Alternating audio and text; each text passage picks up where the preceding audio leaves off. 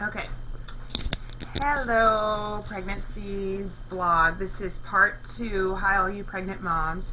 If you just saw part 1, I was given some tips on, and just some suggestions of, pregnancy and things that I did that worked for me.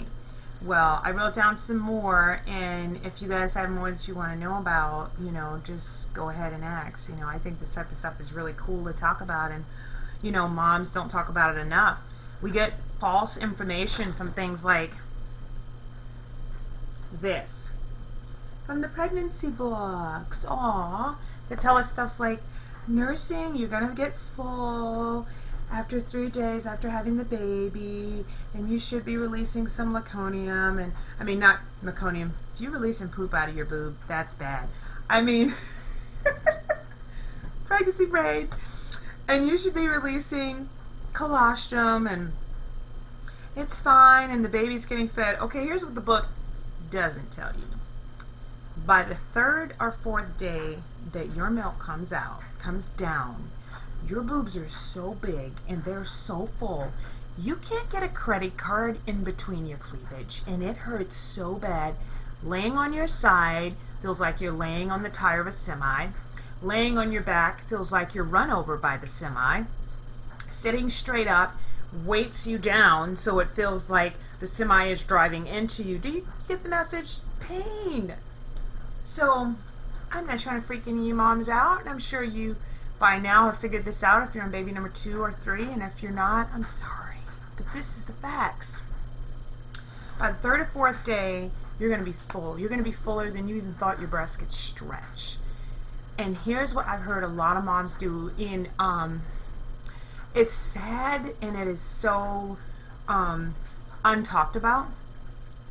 So when they get, when that milk comes in by the 3rd day, and I'm not even joking you have that baby Thursday, by Sunday night, Monday, that milk's coming in. And I don't know why, but it just loves to come in when you're sleeping, and then just all of a sudden you feel like this heaviness and these little shooting little pains of letdown that they say, a tingly feely in your breast is a letdown.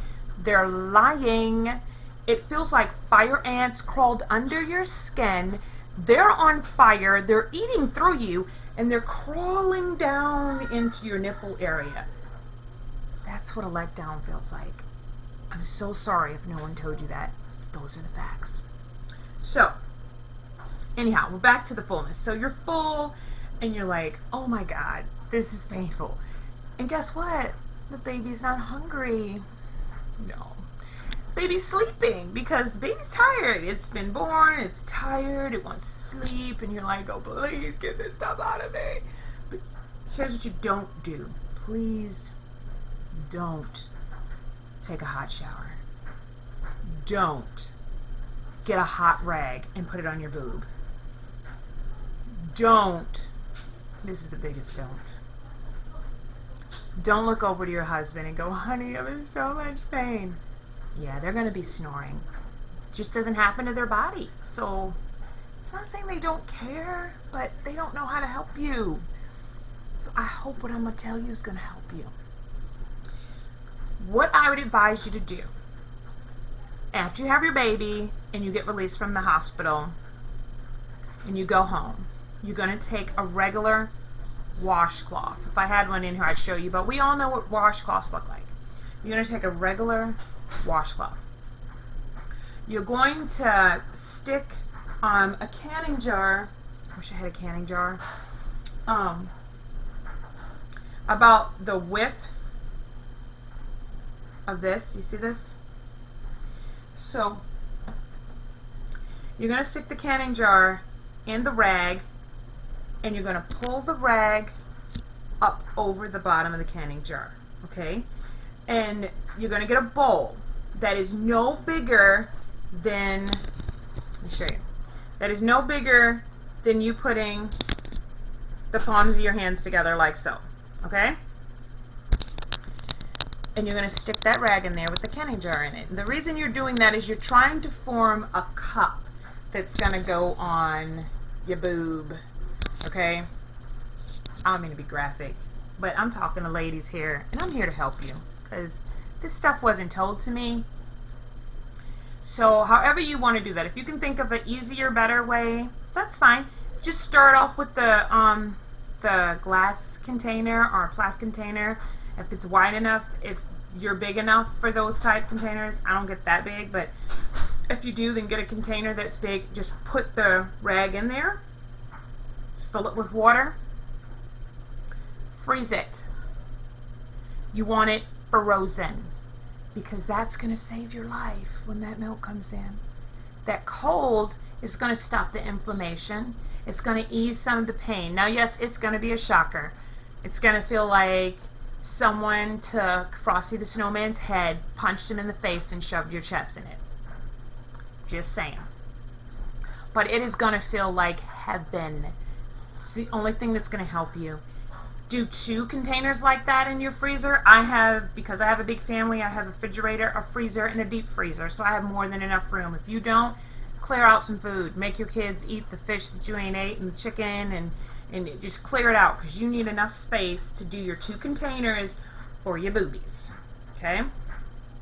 So the moment that milk comes in, you wake up in the middle of the night, you go to that freezer, you get those 2 frozen cloths, you put them right on your chest, and you let it take away some of that pain and some of that inflammation. Give it a couple of minutes. While it's doing that, okay, I don't know if this is going to be graphic. I'm not going to do too graphic. You know, I'm a Christian woman. I ain't going to be too graphic. But while it's doing that, let me fix my camera so you can see me. You might see some of my face, but while it's doing that, you want to just do like this. You want to just do like this. And what you're doing is you're just releasing some of that pressure.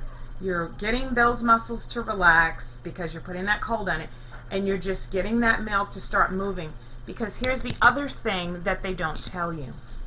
When that milk comes in, you tend to sometimes think it's going to just come squirting out. Well, no, it's coming in, but it's been coming in probably all night. So it's packing on top of packing on top of packing on top of packing. So even if you fed the baby, even if you can get the baby to wake up, bless you. Because every time, and I have 7 children, every time a milk comes in, the baby is like this. Just dead sleep. It ain't trying to wake up and eat nothing. So, but if you can get the baby to eat some of it, that's fine. I know a lot of people say don't pump because it produces more milk. Do not listen to them unless they've had more than 4.7 children. Just saying. You want to get you a pump. You want to pump out at least an ounce and a half out of each side, and then try to nurse the baby. That'll do great. If you pump out everything out of your breast, if you can get all of it pumped out, and you pump out 4 ounces or 3 ounces, don't do that, because then you set yourself up. Your body's saying, okay, so this newborn baby eats about 7 to 8 ounces. You don't want it doing that. You're just pumping out enough to release that pressure. You're going to feed that baby. You want to go, if you can go to sleep with a cool rag on your chest, go to sleep. Most of the time after the milk comes in, I have one of those pillows with those arms on the side, and I pretty much sleep sitting straight up in bed for about the first 2 nights. Not straight up, but reclined back a little bit in my bed.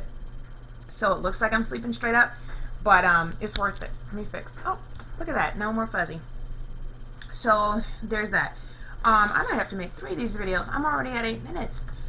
So, yeah. So that's the truth about your boobs. I'm sorry if no one ever told you that. Don't say I didn't tell you. So, okay, another thing I wanted to say is, okay, eating and stuff before the baby comes. Like when you eat your meals and stuff, this is what I've learned. You don't have to do it, but this is what I've learned. I don't even attempt to eat anything after about 8:30 at night.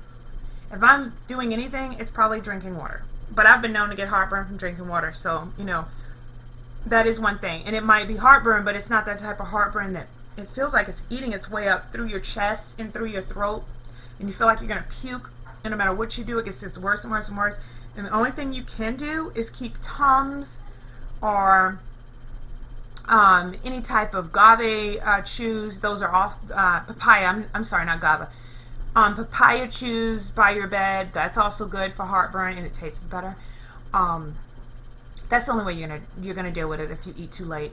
I'm all about preparing because, like I said, I got a big family, but also when it comes to pregnancy, you know, it can either knock you off your feet or you can roll with it, and I'm all about rolling with it. So I don't even eat after 8 p.m. I try to get my family fed between 5:45 the latest. Sometimes it's 6 because it's a Friday or whatever, but if it's any time after that, I know I'm gonna pay. So I'm just saying, and I ain't about paying. Oh, okay. I'm sorry, I gotta sneeze.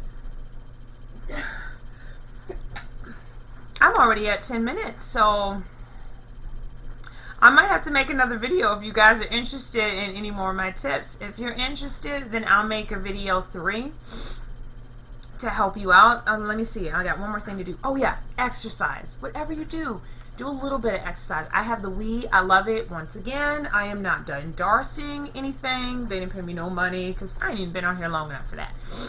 But I love the Wii. I have the Wii Fit. I get out my walking board, and while I'm watching TV at night, I just get up and I walk. And I just do some steps on my stepping board.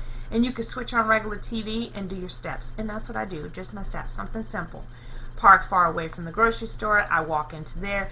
Any little thing helps to keep you in shape, but also not to where you're like debilitated, because I'm all about pregnancy is not a handicap, and anything I can do when I'm not pregnant, I can do when I am pregnant. I just gotta know my limits. Well, if you guys want a video 3 and you want more tips, so you have some more ideas, just bounce them to me. Subscribe, like my video, tell me what's going on, tell me what you think. And if there's another mom out there with a lot of kids, hey, you know, let's chat. I'd love to know your tips too. So, all right, peace.